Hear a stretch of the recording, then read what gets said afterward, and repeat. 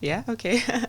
Hi, everyone. I'm so excited to speak to you, Sam, who is the managing director of Mcome Properties. And from what I hear, you've been in Dubai for a really long time. Good morning. Thanks for having me.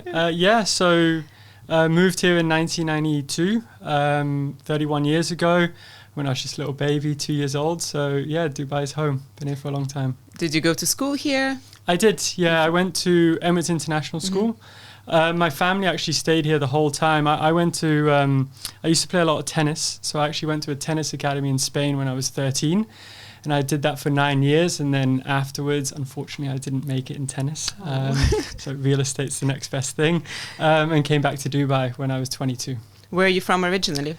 My dad's from New Zealand and my mom's from Belgium. Wow. Born in Australia. So a bit of a mix. So a typical Dubai kid. So what got you into real estate? So I did university in Barcelona after I played tennis, and it was 2010, 2011, and I got my degree and I loved Barcelona, and I thought, okay, I'm going to stay here. I'm going to try and make it, get a job. And the unemployment rate in Barcelona at the time was 25%. And what did you study? International relations in a business school. And the unemployment rate for people between 18 and 25 was actually 50%. So to give you a bit of an idea, it was just very difficult to get a job, and even harder to get a job that pays quite well. So my dad had just bought an apartment in downtown, and he had said, well, look, why don't you come back to Dubai? You've got a room, you've got a place to stay. And why don't I'll put you in touch with the person who I bought the apartment from, who was actually Simon Baker from House & House. And I kind of got that introduction and it went from there. So you started in House & House? No, Simon was working for a company called Apello Real Estate. Okay. It's also in Golden Diamond Park. And he put me in touch with his manager there. I joined that company, and Simon actually just left at that time as well. So he introduced me to the job, but we never actually worked together. Oh, okay. So how old were you when you started in Dubai real estate? 23. Well, 22, sorry. And which year was it? 2011. So what challenges did you face? Because I remember that time. Actually, the market was picking up after the crisis in 2008. Yeah, so it was September 2011. And obviously, when you get into real estate, you have no clue, right? You just, in essence, you're kind of winging it a little bit. And I just remember trying to do my first viewings and speak to landlords and buyers and tenants. And everyone had their own opinion. Some people thought Dubai was done. Right, prices are just going to go down. Others were very optimistic, and I think the reality was at that point, no one knew, right? And obviously, I think by early 2012, so within about 6 months, we started to see prices slightly increase. And I was doing downtown as an area, so you would have a 2-bed was selling for 1.5 million. All of a sudden, it was going for 1.6. And then the optimism just kicked in, right? And all of a sudden, by the end of that year, we were having launches of Address Boulevards and selling out, right? And people fighting for tokens. And it was, for someone that was quite young and new to the industry, it was quite amazing to witness that, just how quickly things can change. Did you start in sales or leasing?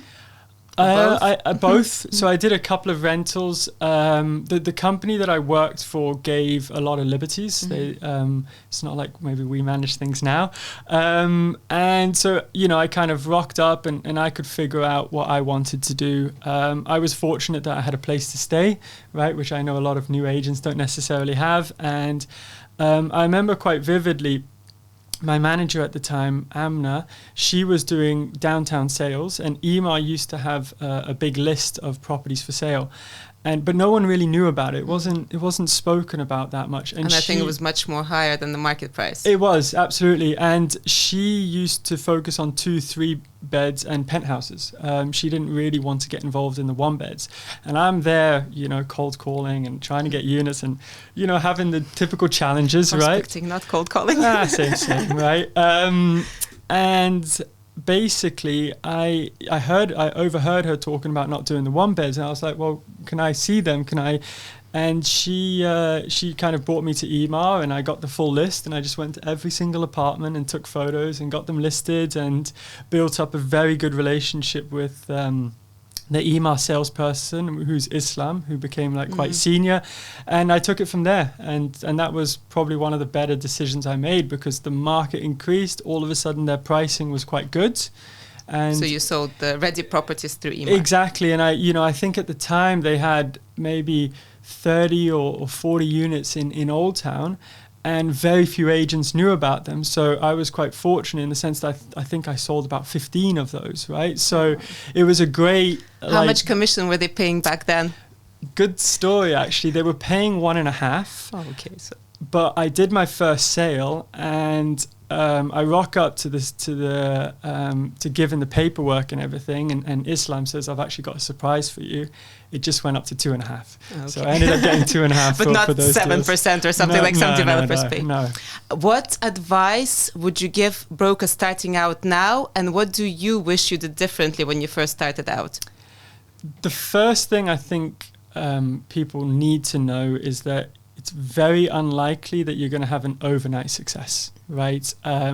If you look at the most successful agents in the market, they've been doing it for a long time, right? So the first thing I think you need to be prepared for is to give it time, right? To commit at least, to be honest, a couple of years to this job. Because if you're expecting to be earning big money in 3-4 months, there's a very good chance you're going to be disappointed. It's not impossible. It does happen sometimes, but the vast majority of agents that do make it, like, it took me 3 months to do my first sale. And anyone I speak to in a similar position has a similar story to tell. So I would say give it time, and also resilience, right? There's a lot of disappointment in this job.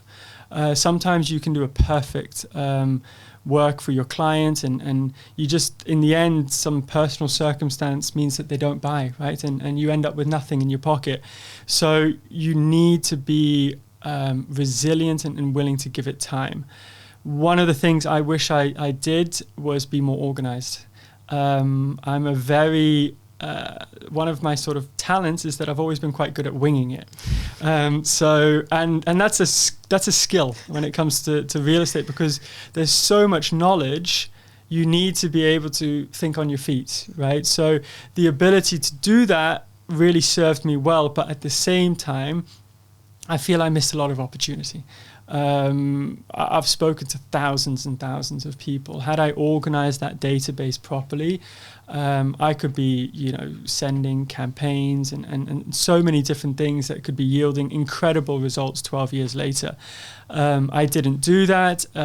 So now looking back at it, whenever we have a new agent join the business, I, try to get them to understand the value of the CRM system, the value of follow-ups with your clients, of building those long-term relationships, because it's so, so important. And also what I would add is not only clients who want to buy, clients who are renting now, clients who are even here and renting something short term. These can become really good clients later down the line. Yeah, I was listening to the podcast of Allsop and Allsop, and I think they had Dr. Michael Waters on there. Mm-hmm. Really good guy. And in his book, which he recently released, he mentioned something that the average tenant becomes a buyer in 3 years. So probably quicker now with the current state, potentially, right? So when you think about that, when you're doing rentals, the sheer volume of people you're speaking to is amazing, right? And if a very good agent would develop that sort of follow-up method with all of those people, in 3 years' time, they could have an amazing database of potential buyers. And as you said, a lot of those people will make that move a lot quicker now, especially with the prices of rents these days. 100%. One of our agents, senior agents, that's what she used to do. Whenever she had no clients, had nothing to do, she would go through all the clients, anybody she has ever spoken to, whether it's a POA, PA, tenant, and she would always close a deal just from her phone book. So I think that's really valuable advice. There's, we see a lot of agents sitting in the office and struggling to sort of get busy, right? You as an agent, you want to be busy. Your day's not necessarily structured, so you want to fill that in with things to do. And I think that agent you were talking about has a good ability to be proactive, right? She doesn't wait for the clients to contact her. She contacts the clients and sees how they can help. And there's so much opportunity to be proactive, right? If you dropped messages out there to your database, you're saying, is there anything I can help you with? Are you struggling with your landlord, or are you need anything at all? There's so much potential outreach that you could have. I also think we very much focus on WhatsApp or calls to reach out to clients, but there's also so many other ways where you can go prospect. Whenever I go out anywhere, even just walking or whatever, and I tell people I'm in real estate, that person usually has some sort of interest in real estate. Yeah. So I think if agents just really got out there and thought of different ways to prospect apart from the phone, the opportunities would be endless. Yeah, I mean, I always tell people this. Everyone is connected to real estate, right? Especially in Dubai. Exactly, right? We all need a place to stay, right? Which means we need to rent a place. Many of those people choose to buy. And, if they are renting, situations are constantly changing for them. One story I have on that, which I find quite interesting, is the first person that ever worked with Mcome Properties alongside me was my mum. Oh, wow. So my mum raised 5 children, which now being a first-time father, I know how much work that would have been. And when I set up the business, my younger brothers, who are twins, they turned 18. Mm-hmm. So basically, as a mum, she felt, okay, all my babies are grown up. What do I do now? And my dad actually said, well, why don't you get your mum involved in the business? So she did. And what was amazing about my mum is that she took it with the same sort of approach that she took motherhood, right? So she just cared. She cared so much. But she never opened up a laptop. It took her a couple of years to get used to working on the iPhone. It just wasn't her thing, and she'll be the first person to admit it.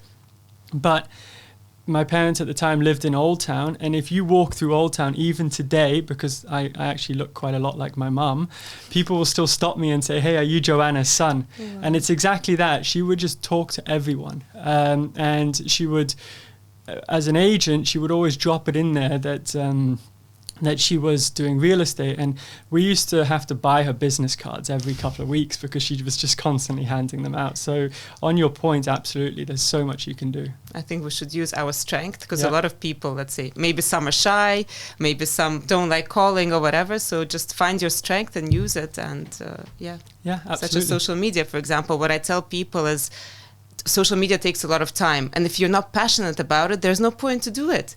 Don't think that you will start social media and all of a sudden leads are going to fly in. Yeah. It doesn't work like that. Yeah. I mean, I think Zoheb was probably the first person I saw where I was like, okay, this guy's really on it, right? And I was always on LinkedIn. I was never on Instagram, never even thought of TikTok. And I just used to see him doing these videos. And at first, I'm not going to lie, I was probably one of those that, at least in my mind, kind of thought, this guy's just do your job, right? Why do you need to do all of this? And hope Zoheb is listening to this. Yeah. And it was only like probably a year later after he started that we were putting so much effort into growing the business. And one of our the head of our leasing at the time and our recruiter was saying, guys, you've got a good company here, you're doing things well, but no one knows you. And we were like, whoa, okay, that's interesting. And that got us into social media. And it's been a long haul. We've been doing it now for, I think, 8 months. Every single week, going out and doing shoots and posting every single day. But it's just one more thing that you can do as an agent to get yourself out there. But like everything, as you said, it takes time. The first 6 months, we were you and me have the benefit that we have a company that we're also looking to build, right? But in terms of leads, I would get a lot of tenants asking how to renew their contract, right? And that's good. I love helping in that way. But leads, they only just started coming in the last couple of months, and we're actually converting some of them now, and it's great to see because it's very rewarding. I think when you've put so much effort into something and then you get the results, it's a good feeling. Yeah, this is what I said to some of the new guys that started. Social media, if you're passionate about it, do it. But your number one lead generator for secondary market will be property portals. Yeah. So if you have the listings, this is what you should focus on. This is where the clients are going to come from. Yeah. And social media is just an added bonus, like cherry on top of the cake. Yeah, exactly. I mean, so in our office, we have a social media team, and we encourage the agents to use it. We don't force it on anyone, and we have very mixed results. We have some people who are very passionate about it, and the social media team love working with them because, you know, they can go out there and they know that that person's going to come prepared. At the same time, we have a lot of agents that just don't engage with it. And as you said, given that it still isn't the main lead generation platform, I've got no problem with that, right? If it's not what they want to do right now, then don't do it. Focus on the portals and stuff. And the portals are still by far the biggest lead gen. I mean, there's no comparison. So. Yeah, exactly. Yeah. Okay, so going back to your company, when was it that you decided to start your company? What year was it? And yeah, how has the journey been? Yeah, it's so late 2012 is when I left my previous company. Typical Dubai, I had an investor, right? So I had a client that was buying a lot of properties from me. And, you know, we had the conversation one evening, okay, well, why don't, instead of, you know, you working for this other company, why don't you set up your own? I'll help with the finances and so on. That was the idea, and very quickly that didn't transpire. So I had left my company, and then he had all the things that came up outside of Dubai. So that quickly had to change direction in that sense. So started in March 2013, so just over 10 years now. But I think the story of Mcome Properties has been quite, I see it in two different eras, let's say. The first 7 years, we were a very small company. As I said, I worked with my mum. At any given time, we never really had more than 6 or 7 agents other than us. We used to do good business. We were, for a couple of years there, we were top 20 with EMA, which was a great achievement given the size of our team. But it was only when my parents moved back to New Zealand, and so essentially part of that company, it all came to me, but then I brought in 2 of my friends that actually were in Barcelona with me as well. So they were working with us as agents, and I brought them on as partners. And it kind of kick-started us to try things new, right? And I think the 3 of us were all about 30 years old, and we're like, let's go for it, right? So let's really put everything we're making back into the business. Let's try and grow this. Let's try and improve.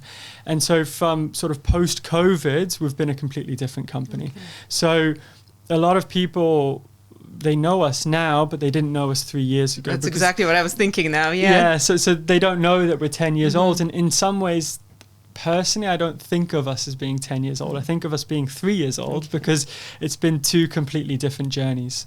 You guys are doing an amazing job for sure. You've put a mark on the Dubai real estate market. So yeah, it's been enjoyable. It's been, obviously the market's been treating all of us very, very well.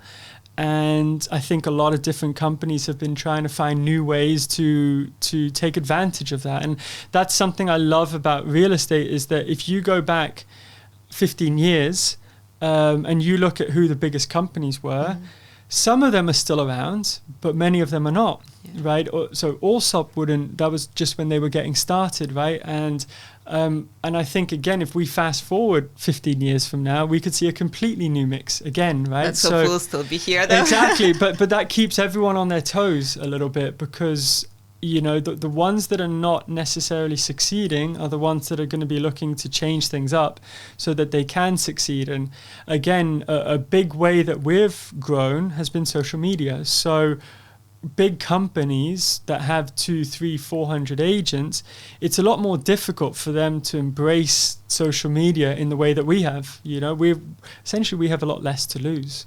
And so I think, I see other companies that are smaller than us, and they're doing a few things, which is making me think, okay, wow, if they get that right, they're going to be a good company in a couple of years. So yeah, it's interesting. It's definitely sort of a very dynamic market in that sense. Yeah, I think with the influx of new nationalities coming to Dubai now, new talents, the market is so competitive, and people are bringing their own piece of experience from outside. Yeah. So yeah, the market is always evolving, and there's a lot to learn, and definitely we have to be on our toes, not to be beaten by the new agencies that are coming up.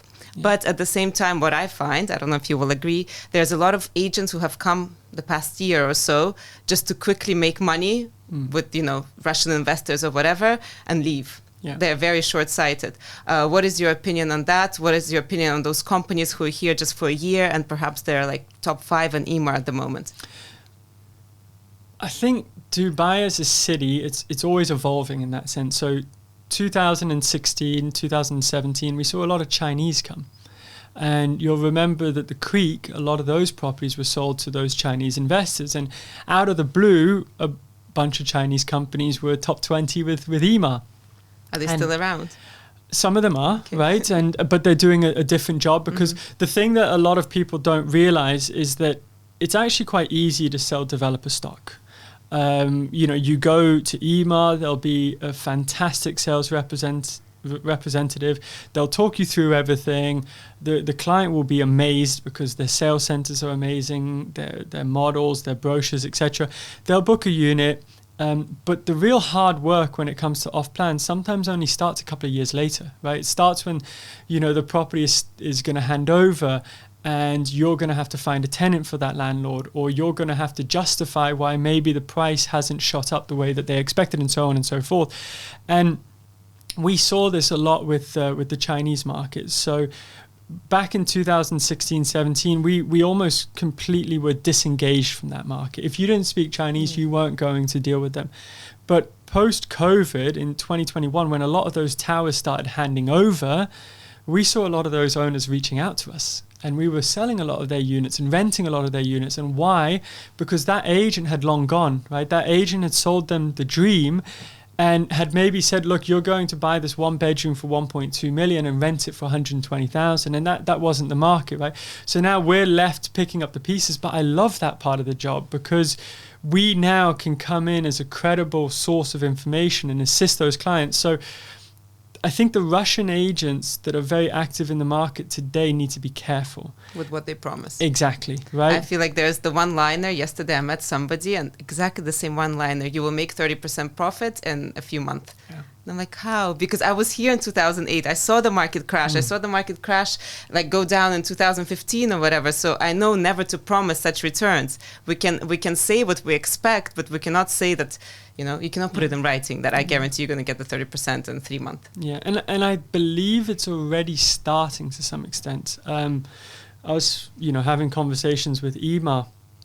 And in their latest launches, even in Beachfront, which is like notoriously Russian buyers, there's been less Russian buyers, right? They've really increased the prices. Obviously, they have, and I think those buyers are looking at it, and they now have a couple of years of experience. Those that started buying, a couple of years ago, are looking at it now and saying, "Wow, back then it was maybe a good time to buy, but now it's a bit of a different story." So, yeah, it's I've listened to a few of your chats on secondary market as well. It is the fundamentals of real estate. We always go back to it. Off-plan is fantastic. There's a lot of opportunity for agents and investors to make really good money out of it. But throughout these cycles, there will always be a ready market, right? We're talking about EMAR. EMAR is one of the most reputable developers, and usually when you invest with EMAR, you win. But there's many agents, developers that these agents are pushing just because they're paying up to 10% commission in some instances. And I think this is where many clients end up losing, and they lose trust with those agents. And we've seen a lot of agents come to us really upset at those companies who just, push them something in order to get commission. So as you said, for me, that's really rewarding because I would never sell something to a client that I don't believe in. Yeah, I mean, it's the thing about Dubai real estate is you never quite know what's going to work, right? You have to wing it. Yeah, I used to think Royal Atlantis was overpriced. I know. How wrong were we? Yeah. And when Blue Waters was launched, I thought, oof, that's an ambitious project, and that was one of the best buys that people could have done. And I put my money into the Creek, right? And that didn't go up. So the point is that we don't know, but a lot of the times, I think it's the investors do have to understand that the agents in Dubai are on commission only, right? And they need to take care of themselves first. And that creates a huge conflict, right? Because if you have agents that are looking after themselves and not after the clients, even if it's just for the short term, it can cause a lot of grief to those investors. So I do believe that clients need to take that responsibility as well a little bit. And again, there's a lot of agents out there. There's a lot of information out there. They need to educate themselves a little bit, or they need to find an agent that they actually believe that they can trust, not just some random person that they've spoken to on the phone. But at the same time, when people ask me, where do you think the market is going? And I'm an experienced agent, I always say, I don't have a crystal ball. I don't know if you're going to buy this Royal Atlantis unit now and it's going to, double in price like it did now, even tripled in price. So I think, as you said, real estate, of course, is a very safe investment, but sometimes it can go either way. And clients need to realize that. Yeah, I think if we look at the market today, right, it's in a very, very interesting situation because much of it has gone up drastically over the last couple of years. But you can really make an argument both ways, right? If we fast forward 2 years, there is a chance that prices are somewhat lower than they are today. There's, obviously with interest rates going up and a lot of projects having hit the market, we've seen that oversupply, what that can do. But at the same time, we continue to see the population increase, right? And we continue. And money is losing value. Exactly, inflation. Right? So, and again, every single article that comes out about the migration of millionaires or billionaires, Dubai seems to be a winner. And I don't see that stopping because the government continues to put incentives out there to make it more and more attractive for those people to come to Dubai. So it's a balancing act, right? And what I try to do with my clients is make them understand the entire spectrum of the possibilities, right? So if things turn and this doesn't go as we hoped, what's the worst case scenario? Are you going to be able to rent that property out? And, if you do mortgage it, will you be able to make the payments comfortably so that you can wait for the next upcycle so that you can sell it at that point? And if it goes well, that's fantastic, right? We can sell it and you can make your money. But we do need to look at everything, right? Because if we're just focusing on the positives, right, on the 30% appreciation that some people might be promising, then, let's be honest, markets go up and they go down. So when they go down, you're going to have a disappointed client. I think what you said, you have to look at real estate investment as a long-term game. So yes, there might be times where the investment will go down, but over a long time, you will definitely win, especially if you have that rental income coming up. Yeah. We've been in Dubai for a very long time. We have properties that we own in JBR since 2006. Okay. So for sure, the rent already has paid for the properties, and property prices have went up and down, and now, of course, we're winning. So long-term, I think long-term mindset will definitely help the economy be more stable. Yeah, there's a quote, I forget who it's from, but it's along the lines that real estate is all about timing, right? So it's all about understanding the market and if you just not putting yourself in a position where you need to sell in a bad time, right? Because that happens and it's painful when you see that happen, right? And because that maybe a couple of years down the line, it could be a very, very different story. So as long as you're able to hedge yourself against those situations, you should be fine. If you had...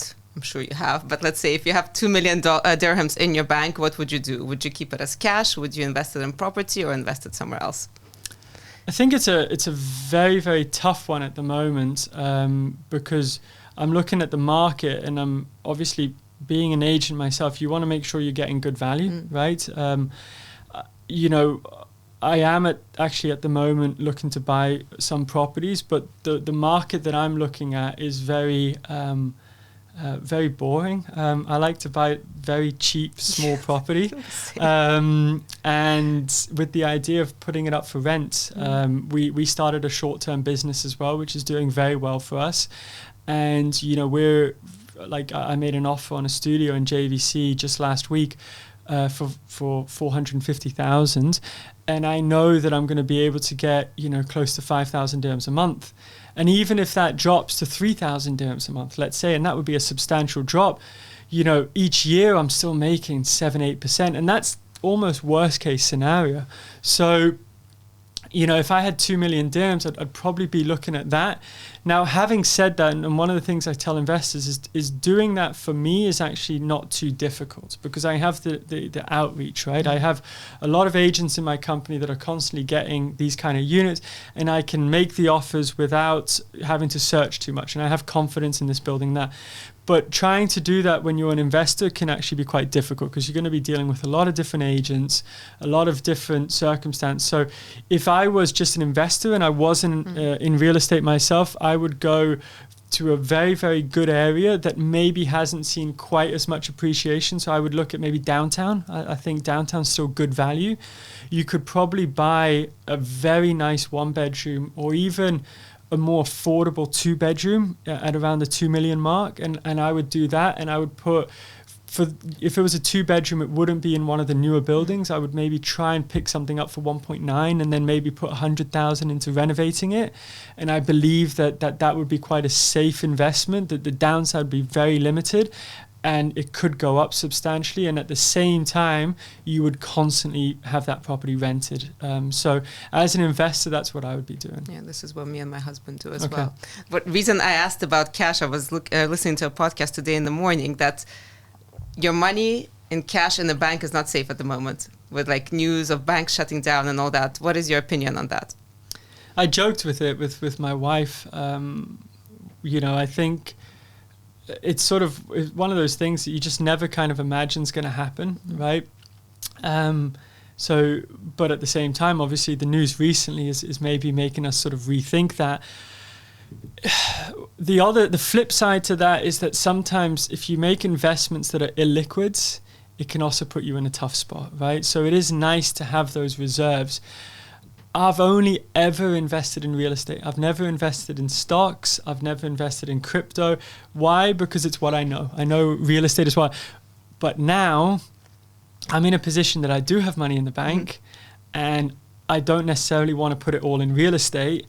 And I'm starting to consider maybe putting into other types of assets which are more liquids, because if not, as you said, a year from now my million dirhams could be worth 930, in terms of value. Exactly. So it does make sense, but for me it's a bit of a difficult one, because I'm quite stubborn and I really only like to do things that I understand. I did invest in crypto once and in stocks once, and it was all a failure. So real estate for me is the only safe choice. What was the most challenging thing you faced during your time in real estate? What do you think was one of the biggest challenges, and how did you overcome it? I'd probably have two that come to mind. The first was when I set up the company. As I told you, I was very active with EMA in the early days. And the moment I set up the company, my sort of business plan for the first year was to sell EMA, right? Just continue doing what I was doing. And I went with my trade license to EMA to apply, and they said, we're no longer taking brokers. And I was like, what are you talking about? It's me. I've sold a lot of your units. And they said, sorry, it was your company that sold them, because the company got the credit, right? Which was naive of me, right? I thought, no, these were personally my sales, but that obviously wasn't the case. So all of a sudden, that changed. And this was a time where there was launches taking place. And not only did you have to have your company registered, you had to have influence within those launches. So for the first 6 months, I really struggled, because everything I knew was out the window. So then, we had to sort of reassess quickly. My savings were dwindling quick, because my investor was also not involved. So it was all my own money. And I had to sort of pivot, and it got me into the secondary market, which looking back at now, I appreciate, because I learned the fundamentals of real estate. The second was COVID. COVID came for us for everyone, but for us at a particularly tricky time. Arsene and Yasir, my partners, had only been in the business for 4 months. We all had our hearts and souls going into it, and then all of a sudden we were losing money. Every single month it was a loss. We made the decision very early on that as long as possible we wouldn't let go of anyone. We wouldn't reduce anyone's salary. They weren't massive salaries at the time, because the company wasn't too big, but we were just racking up a sort of debt and everything, right? And obviously you couldn't go to the bank, so we went to friends and family, and we sort of got the money. But that sort of really was a difficult time, right? And I just remember thinking, okay, next month's going to be better, next month's going to be better. And part of my style of being able to wing it actually comes in handy when it comes to these situations, because I had full optimism that we would get through it. But looking back at it now, I was like, oof, that was a close call. The good thing after COVID, when they did let us out, the market really jumped up. And I think, it was definitely like a black and white kind of time in Dubai. I'm going to see what questions they have prepared for you. What are the most memorable transactions that you've done in Dubai real estate? It doesn't have to be even the highest value, but something that, I don't know, you've learned from or... Yeah, I mean, so again, I set up the company when I was just 1 year in the job. Mm-hmm. And as a result, I've always taken a bit of a backseat myself. So I haven't actually... The personal transactions I've done are usually quite straightforward because I tend to deal with investors I know. But there was so the first company I ever joined, Apello Real Estate, they closed down, and it was run by a brother and sister, Salman and Amna. And when it closed down, Amna actually came and joined us, which was a really sort of sweet moment because we always stayed on great terms. And Amna is a fantastic agent, and she very much just wanted to crack on and do the job. And instead of having to worry about other people, she quite liked the fact that she could join our company and we could worry about her, right? So as soon as she joined, we kind of got on with it. And she had been building a relationship up with some big people in Saudi. And that work had been going on for 18 months, but just a couple of months after joining us, she actually transacted with them, which was fantastic for us. And they bought, I think it was 6 units in Il Primo, which was sort of like each of them are penthouses. Mm-hmm. And, you can imagine that the value of that transaction was huge, and obviously the commission was as well. And it was the first, because it was still, this would have been 2016, I believe.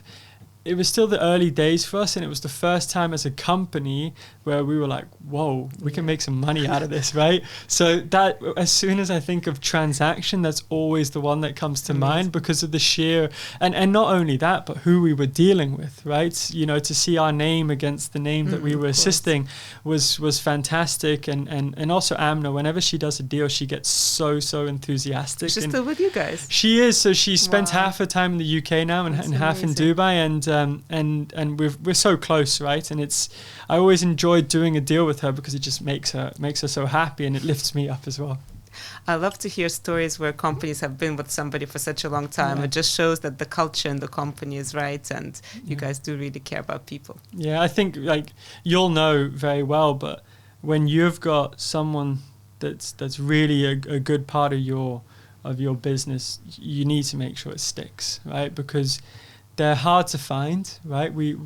Real estate is a business of high turnover, right? We can try our best to limit that, but at the same time, when you have someone that's good, you got to make that environment as comfortable for them as possible. And we are quite fortunate that we've got a handful of people that have now been with us for 6-7 years or even longer, and they're really the core of the business. We know that if everything kind of takes a turn for the worse, that they'll be there, right? And they'll support us just in the same way that we hopefully think that they know that we want to support them as well. So yeah, I love that. Okay. I'm sorry, guys.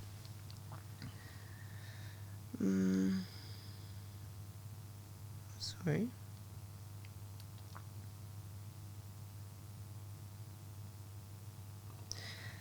How have you seen the process of buying and selling real estate in Dubai change over the past 15 years? And what do you think the future holds for Dubai real estate, like the buying and selling process?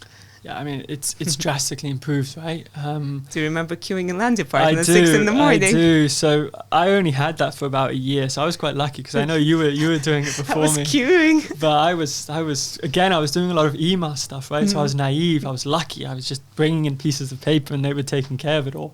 And I remember doing my first resale. I was like, what is this? So bizarre, right? And the whole thing, even coming to Emaar Business Park for Emaar's NOC, that was a challenge, a million things that could go wrong. So it used to be very, very complicated, and now it's obviously, if it's a cash-to-cash deal, it's such a simple process, right? I mean, you could essentially forget about paperwork. You could just rock up at a trustee, bring the money that you need, and sort it out, which I think is quite amazing, right? And again, it's one of the silver linings of what happened in COVID, because they created the online POA, which is something we're so grateful for. And there's so many different things that they've done to make that process as smooth as possible. Now, what I think people do need to understand is that it is still a big transaction, right? And if there are banks involved, they need to safeguard themselves. And, a lot of the times people do expect things to run really smoothly. And I know that the government and everyone involved is trying to get to that point, but it's going to take more time. But having said that, we do a lot of transactions each month, and we still face the odd issue, but in the past, it was so much more difficult. In the past, there was no trustee offices, so everybody went to the Land Department to queue, as I said, and then nothing was digital. Yeah. Everything was done by paper, so even to get EMAR NOC, you had to go to EMAR office and apply. Yeah. And I remember the title deeds were printed on paper, remember the green papers? And there would be just a stack lying there in the Land Department office, and I heard that once somebody got hold of them and printed some fake, so there was a lot of opportunity for forgery and scams.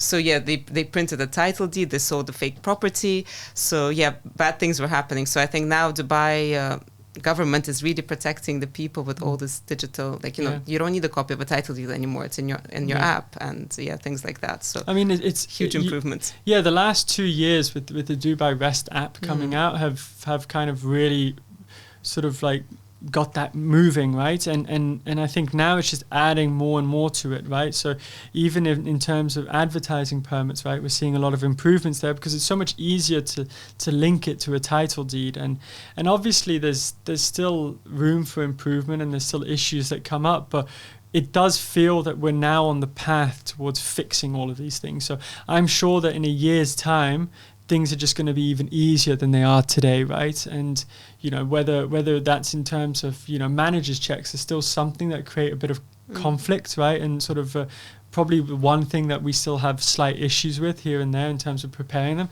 Maybe the land department will do something to fix that, right? Maybe the client will send the money to the escrow account, the land department, and then they'll straight away transfer it through.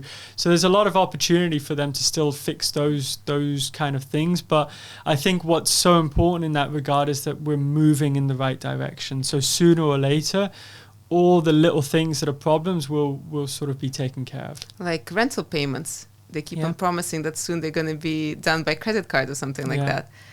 Have you experienced it happening already or not yet? I mean, because a lot of countries don't even have checks. People in Russia don't have checks. I think people in UK don't use checks anymore. So I don't know about New Zealand or Barcelona. It's obviously one of the bizarre kind of things about Dubai real estate, right? It's and it's not just real estate, but checks in general, right? So what a lot of people don't realize as well is that when you get a mortgage, right, you have to write sort of an undated check for the full mortgage amount and hand that over.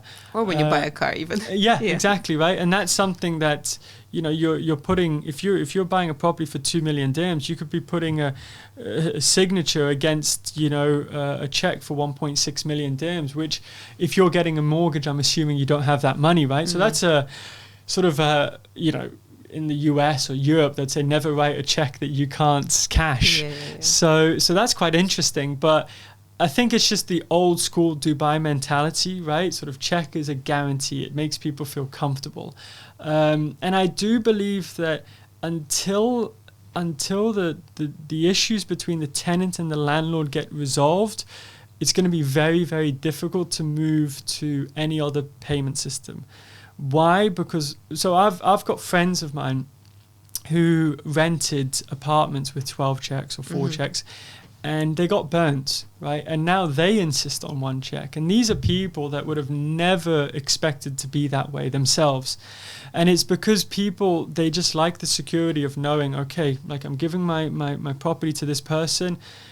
but at least I know that I've got my rent covered for that amount of period, right? And because Dubai is such a dynamic market where people are constantly coming and going, and for a lot of people this isn't home, so if everything goes belly up, they'll just jump on a plane and go back home.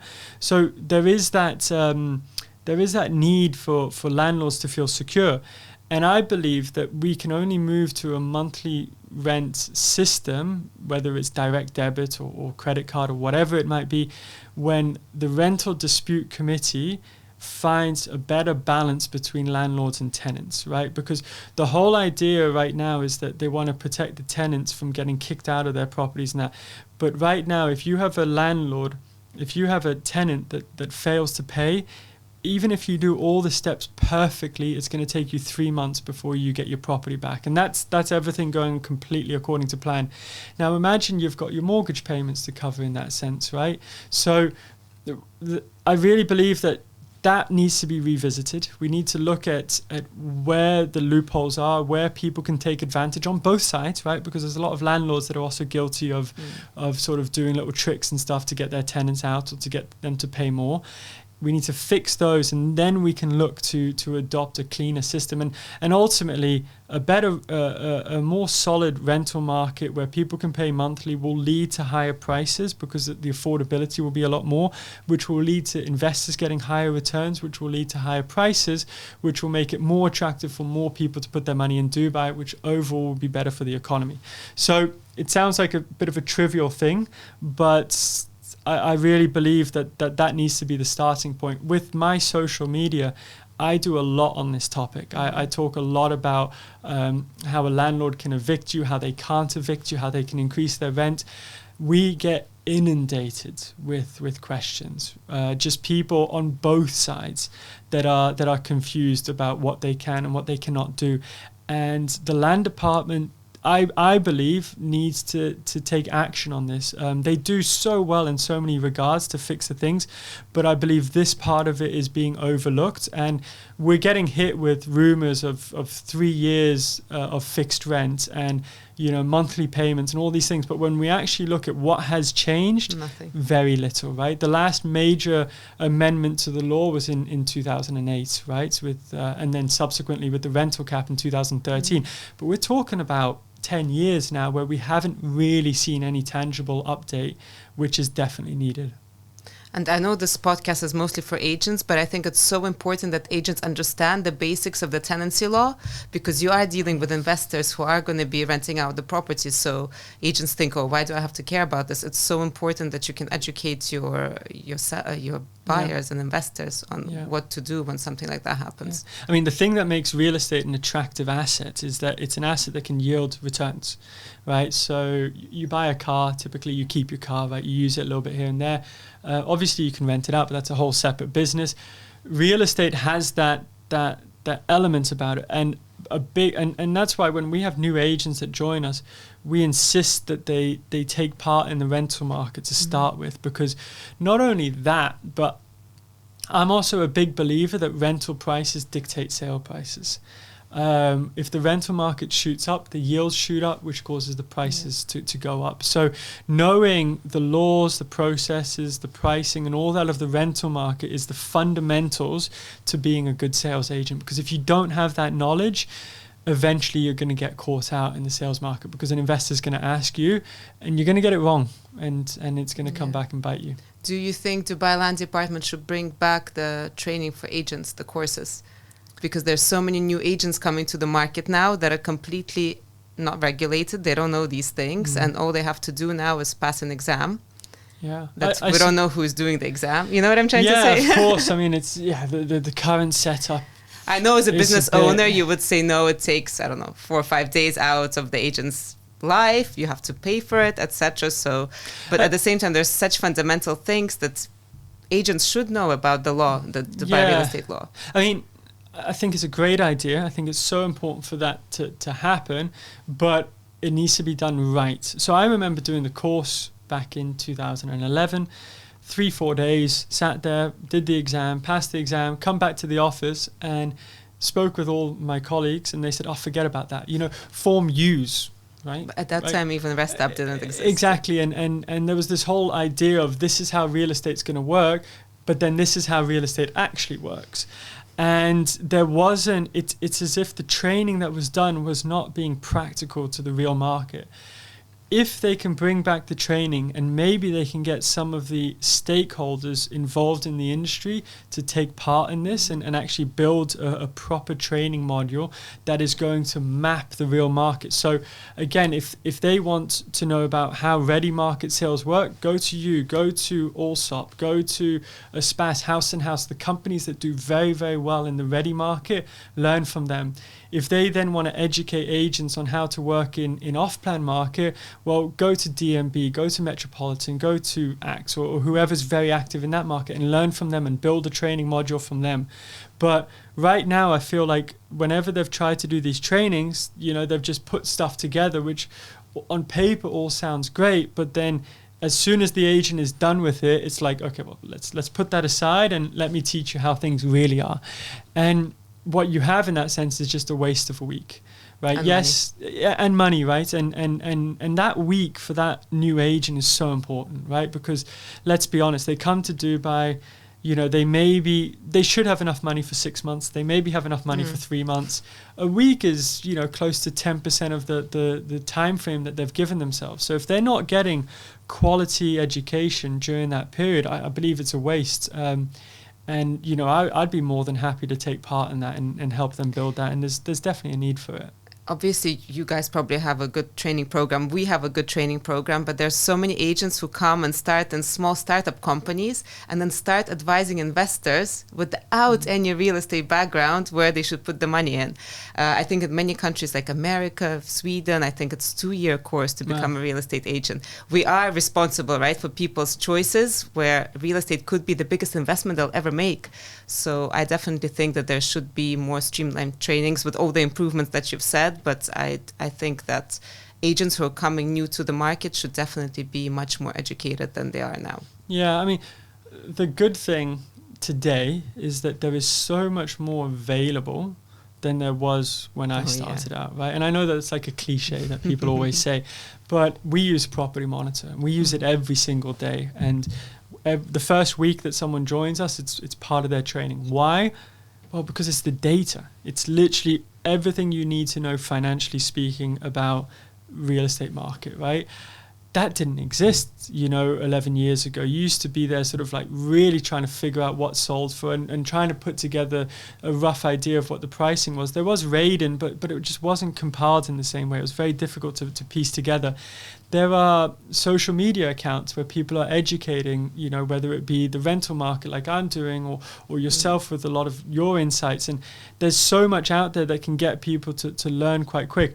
What I do think is difficult is that when you're new to it and you're getting all these little bits of information from here and there, it can be a lot. Sometimes contradicting. Exactly, and trying to piece it together can be quite tough. So, yeah, we work hard to build a good training module. We constantly want to improve. I would say it's half as good as I would like it to be, because I think we it's an area that we have a lot of room for improvement, as I believe a lot of companies do.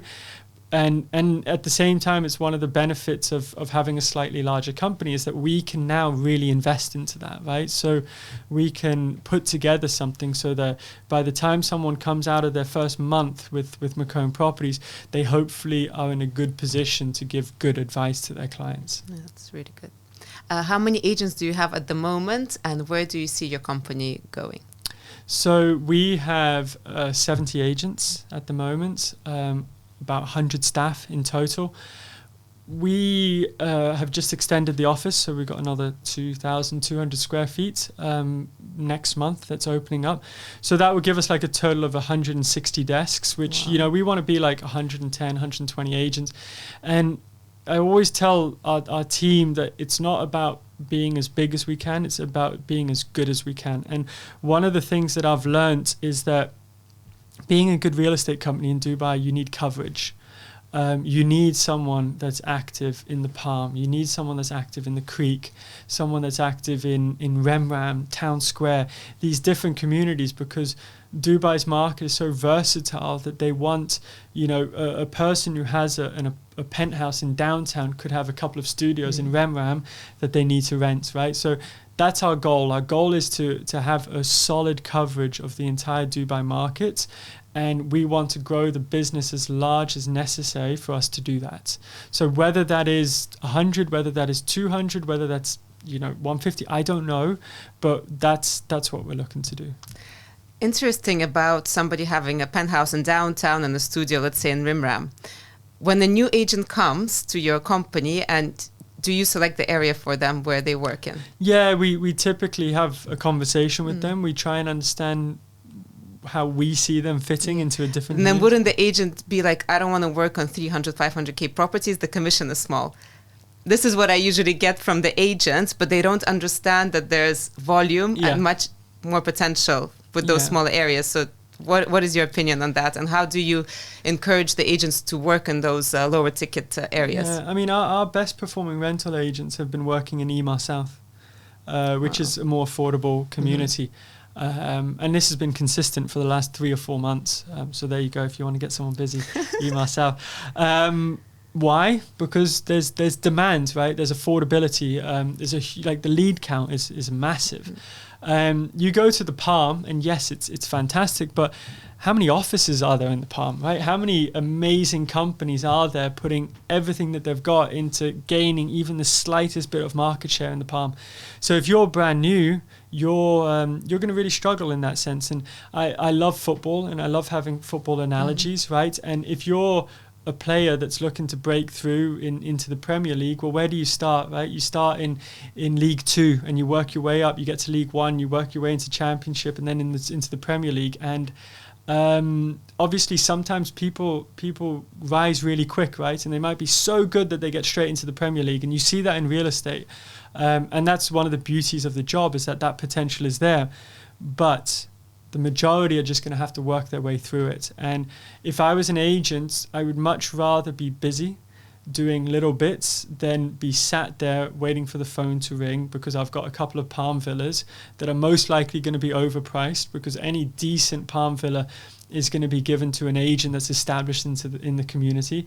So there is a strong argument to say that some of the best areas to work in as a new agent are the JVCs, the RemRams, the town squares, because that's where they as agents can probably add the most value, which means that their job is going to be in demand for their clients. I love that. I agree so much. I think for a new agent, especially who is new to the market, it's so important to make those connections with the leads coming in.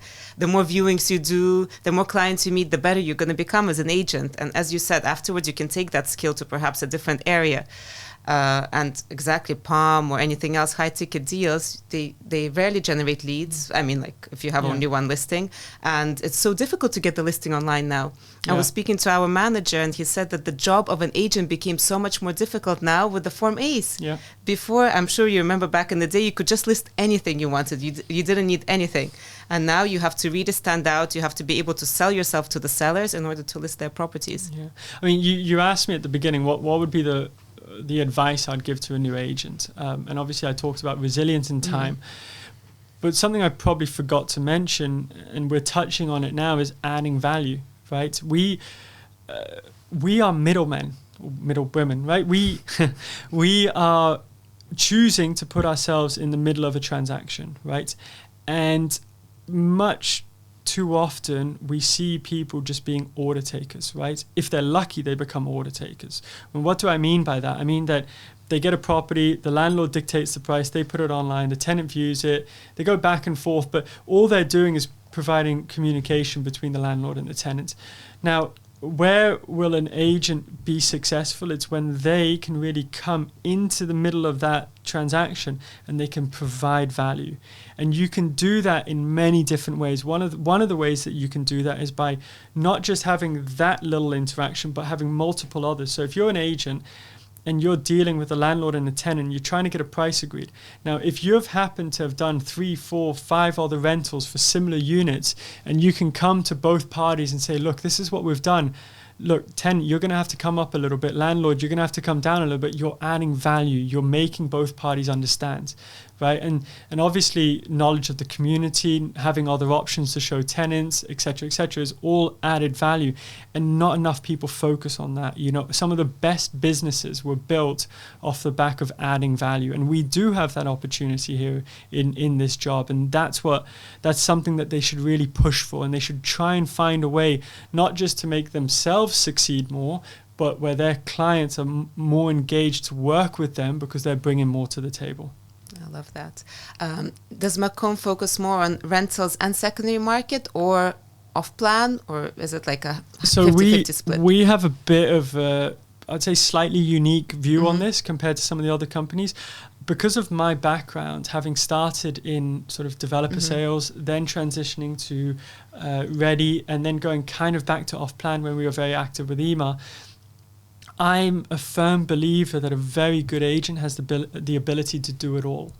And we want to develop our agents in that light. So last month we had an agent who did 6 sales and 2 rentals, and his 6 sales were 2 ready units. He did 2 developer off-plan sales, and he did 2 off-plan resales. And I couldn't be happier. I was like, yes. I was like, for me, it was like a bit of a proud moment, because I love to see an agent that can, he can literally handle any type of transaction now moving forward. He goes to developers, he meets them, he educates himself on what they have to offer. He understands the resale process for off-plan stock, which is what a lot of agents actually ignore. And he's also very good at viewings and going out there and building up his stock. And it's, you know, it's something that a lot of people have said to me, you need to get your agents specialized. They need to be off-plan, or they need to be ready. I understand that school of thought, and it does make a lot of sense, but I also know that a truly great agent would, in my opinion, would be someone that can help a client no matter what they need. And obviously that doesn't mean that they can do every community, because Dubai is such a big city. So that's another part of the equation. But the way that agent has built themselves, and we've got a few others in the company that are sort of following in that trend as well, for me is how we want to build the company. Yeah, this is exactly how we work. We don't have an off-plan department, but of course we work with all the developers, and we do sell off-plan, so the same model. Yeah, there are a lot of companies that obviously, you know, they'll have like very strict separation, right? And it's the big question, right? Do you allow agents to work in different communities? Do you allow agents to do off-plan and ready? And, you know, there's no right or wrong. There's just, I believe this, and another manager believes that. And sometimes I'll be right, and sometimes they'll be right. And we can make a million different arguments both ways. And ultimately, I believe that an agent has the choice, right? And find a company that's got the ethos and the vision that aligns with you the most. So and it's a big part of our recruitment. It's I mention this whenever I speak to a candidate, is that our job will be to try and develop you into the most complete agent. And a big part of that is also rentals, as we discussed. Like, we don't just want to brush over it because, let's be honest, it's not going to pay the most money, but it's going to educate you a lot. And it's going to give you clients. Landlords will become your buyers, investors, etc. Okay, the last question. What do you think is the future for Dubai real estate market? How do you see it growing, developing, and the vision? So as someone that grew up here, and having lived abroad, and my dad was a pilot, so I got to travel a lot. So I've seen a lot of different places around the world. I do truly believe that this is one of the most special places in the world. And I believe that because we're constantly moving forward. And when we bring new agents, one of the training sessions I do is actually on Dubai, because I believe that in order to sell real estate here, you have to sell Dubai in the vision. And my favorite part of that whole session is talking about the financial crisis. And what a lot of people don't realize is that Dubai was one of the worst hit cities during the financial crisis. They had to go to Abu Dhabi, get a massive bailout, rename their pride and joy the Burj Dubai, Burj Khalifa. But they still built the Burj Khalifa, they still built the concourse terminal in DXB, and they still built the metro. Those were 3 huge infrastructure undertakings, not to say the Dubai Mall, you know, and so much more that they did. And the reason I bring all of these things up is because Dubai is going to continue moving forward no matter what. In good times, it will move forward quicker. In bad times, it will move forward slightly slower, but it will continue to move forward. So I believe today we're living in one of the best cities in the world, and I think it's just going to get more and more because they seem to have their shit together. You know, they really, really seem to have a clear idea of what they want to achieve. And, you know, it started with Sheikh Rashid, it's now Sheikh Mohammed. Sheikh Hamdan seems perfect to take that over. And so I believe that the real estate market is just going to play a major role within that.